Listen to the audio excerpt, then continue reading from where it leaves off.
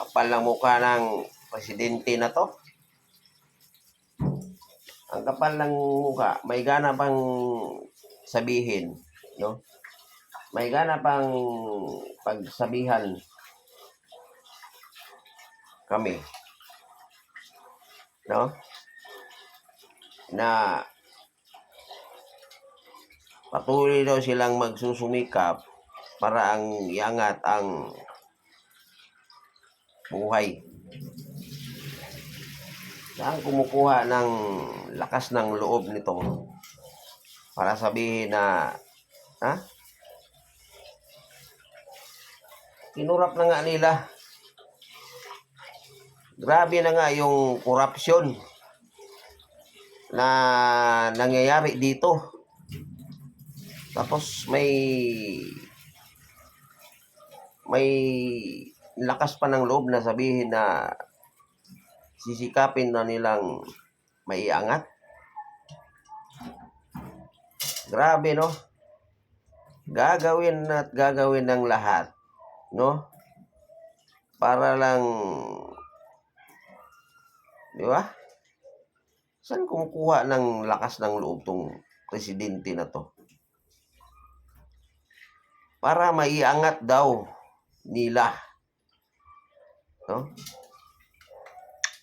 Ganyan ang mayroon kaming presidente na ganyan.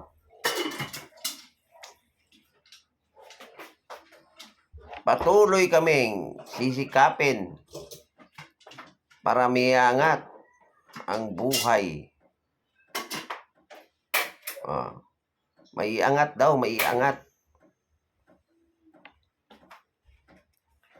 Alam nyo kung sino yung presidente na tinutukoy ko sa inyo? Nagmahalagay ang buga, kwenta ng kilo. Alam nyo kung sino yung presidente na ang kakapal ng... Hindi lang makapal ang mukha, pati yung kanyang labi, napakapal. Ang kakapal ng kanyang labi para sabihin niya yon sa amin. Grabe. Grabe ang korupsyon, no? Buti nga, umulan ngayon eh. Umulan ngayon at umulan lang siya, hindi siya talaga malakas. Kasi kung malakas ang ulan, nababaha na naman. No, kahit anong sabihin nyo, Mr. President,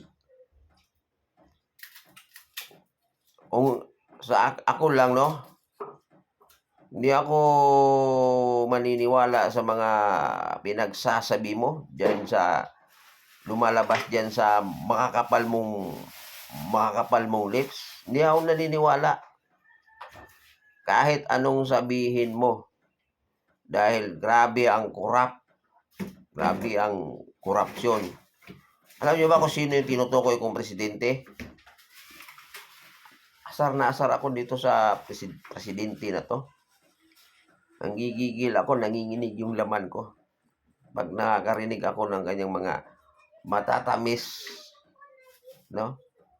Matatamis na salita, kuno. Nagsasabi siya ng ganyan. Pero kung titingnan mo yung totoong aktual na nangyayari, wala namang kabaliktaran naman yung mga sinasabi niya. Gusto nyo malaman kung sino presidente tinutukoy ko? Hinan nyo. Buti na lang yung ulan mahina. Kasi kung umulan mga malakas, kung magdamag ang ulan, baha na naman. Tapos dito nakikita ko, nagsasabi ng ganun, patuloy kaming magsisikap. Tuloy magsisikap. Anong pagsisikap ang gusto mo? Pagsisikap para para sa kurap? Lahat kayo dyan mga kurap. Pinagbubulsa nyo lang. Gigigil ako sa presidente na to eh. ano yung hindi lang ako ang nanggigigil sa presidente na to. Marami kaming nanggigigil. Kapal ng lips nito para sabihin, magsasabi pa ng ganon. Pagsabihan pa kami. Eh no, alam nyo ba kung sino presidente yung tinutukoy ko?